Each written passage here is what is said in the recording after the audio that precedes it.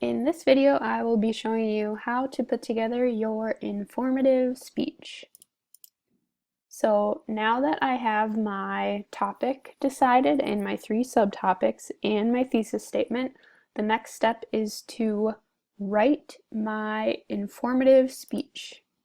So what that will look like is a 5-paragraph speech, or it's kind of like a 5-paragraph essay that you'll basically just be reading to us.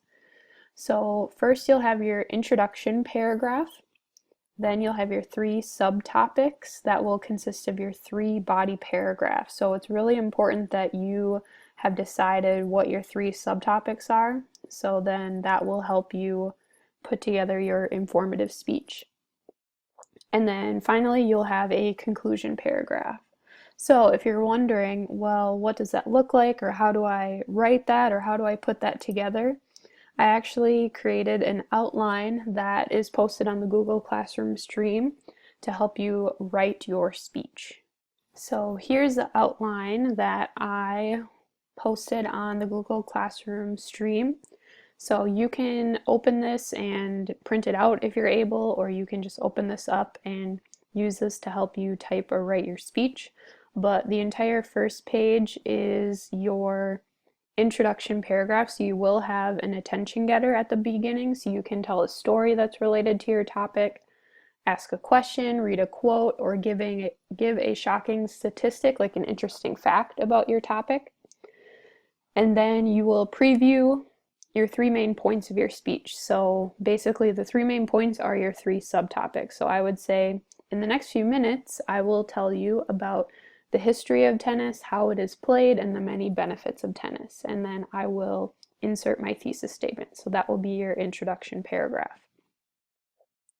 Next, you will have your body paragraphs, which are going to be your 3 subtopics.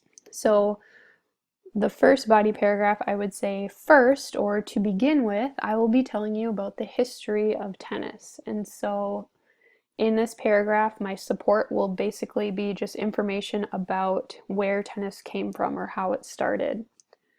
And then your second body paragraph is your second subtopic. So I would say something like, next, I will tell you about how tennis is played.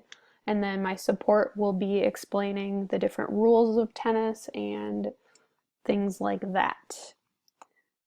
And then my final body paragraph will be my third subtopic. So I would say, lastly or finally, I will be telling you about the many benefits of tennis. And so I would talk about why tennis is good for you, or why it is a good thing to play tennis. So, it's good for your heart, or it's good cardio exercise, so things like that.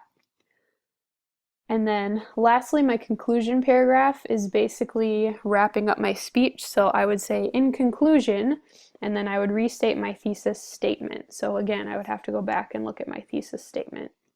Review my 3 main points, or my 3 subtopics, and then finally give a closing statement. And so just again, you're just wrapping up your speech.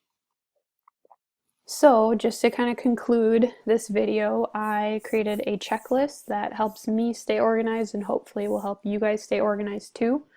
But the first step that you have already done is to choose your topic and your 3 subtopics.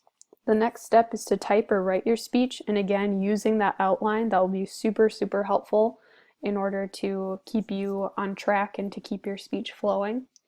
Then once you've written your speech, the next step is to time it. So it should be at least 3 minutes long. I think the Flipgrid maximum is 5 minutes, so I'm looking for anywhere between 3 to 5 minutes. So if you don't quite hit that 3-minute mark, that tells me that you maybe didn't have enough information, or maybe you were speaking too fast.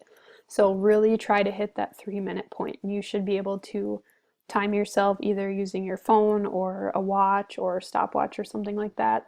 But Flipgrid also does tell you the timestamp, so that's really nice. After you've timed yourself, you can either transfer your speech to note cards, or if you've written it out, that's fine. This step is optional. You don't have to put your speech on note cards, especially since some of you might be reading your speech off of your computer or a piece of paper. That one is totally up to you, however you want to do that. And then, of course, practice. The more that you practice, the better. And then finally, record your speech on Flipgrid before May 27th at 11:59 p.m. So let me know if you need anything or if you have any questions. And I'm very excited to watch your speeches.